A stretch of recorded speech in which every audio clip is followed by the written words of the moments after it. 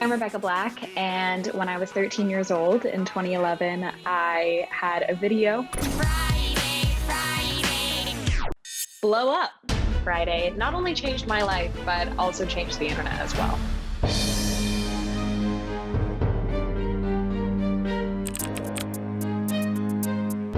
I first started in dance when I was 3 and kept that up until I was about 13, I want to say. I definitely wanted to be a performer, but I had no experience to, even give me the hope of being able to actually make that happen.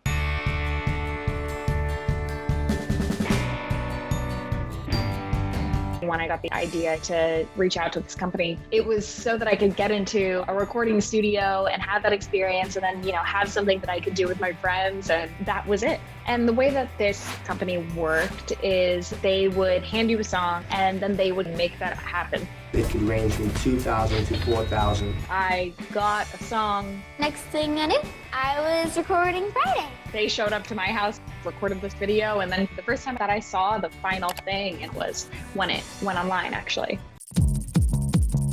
Friday is my jam. It got a lot of attention. 16 million hits and climbing. When I heard that song, I was just like, hell yeah, it's Friday. But it was something that was not familiar There's like 34 million hits. to me or anybody in my family. She is now totally famous, but it's also made her a target. This poor kid. It was just shock. It's brutal. We're gonna talk about Rebecca Black's song, Friday.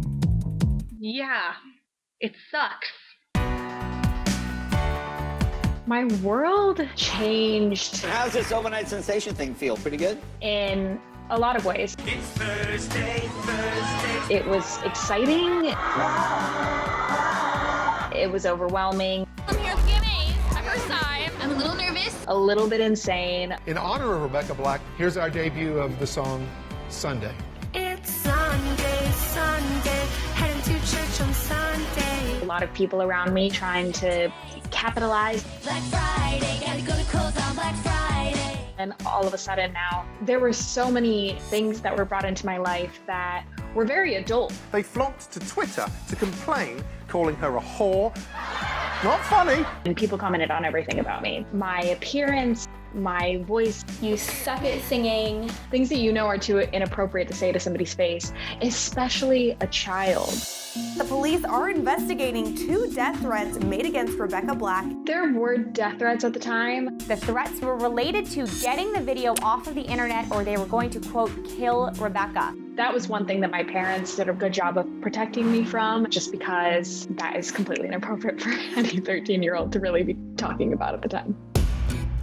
After Friday, I really tried to just find my way. And I did release, I guess, a good amount of material in the time as I was trying to figure out really who I was and what I had to say at all. But I needed a shift to feel like I had control. Welcome to my official YouTube channel. So I started building a YouTube following. This next question is from Alexander. It was a place for me to try things out, You know what today is, right? not only with music, We just wrapped my new video. but with learning how to talk to an audience without feeling like I was constantly proving myself. Should I be talking about this? I don't know. Am I gonna talk about it? Yeah.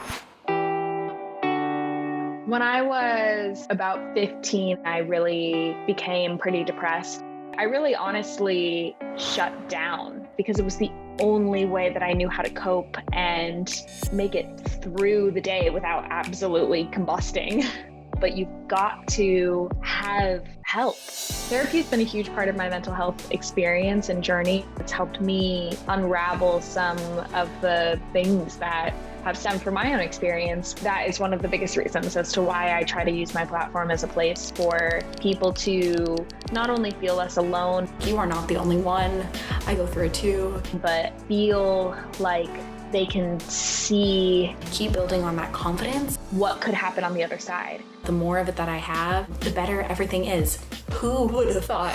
It's 10 years later, now it's 3:03 on Friday. When it came time to do something around the 10-year anniversary of Friday, I really wanted to go for it. Rebecca Black did go all the out? That was basically just taking the knob of Friday, I guess, and like cranking it to the extreme. And it's been so exciting to have it bring my audience a weird sense of nostalgic joy. It's all the nostalgia. It feels like a literal party.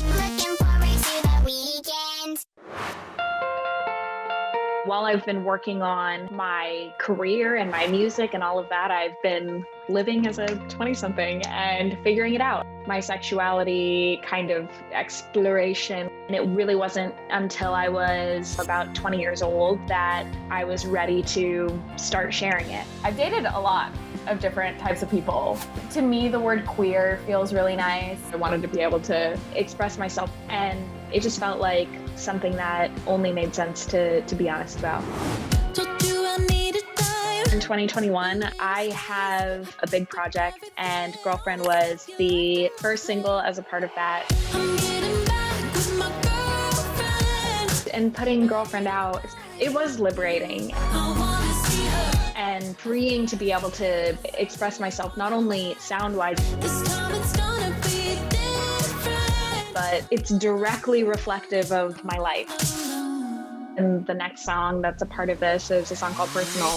I know you have to hate me. That is just as personal. She called me up, she had a hard night. As it proclaims itself to be. Like I left you for no reason. And I am so thrilled to see what people think about it. Don't take it personal. 7 a.m. up in the morning. Going from being a 13-year-old who thinks she knows everything about the world and herself Ticking on and on. to becoming a 23-year-old who probably still thinks that she knows everything Gotta make my mind up. is a transformation that everybody has to make. And I just don't know how I would see the world or myself if it weren't for that song. It's Friday. These things that can be bizarre and cringy over time become these really loved pieces of in the internet culture. People who have really found a new way to communicate through the internet. And I think Friday is kind of, I guess, important part of it. Yeah.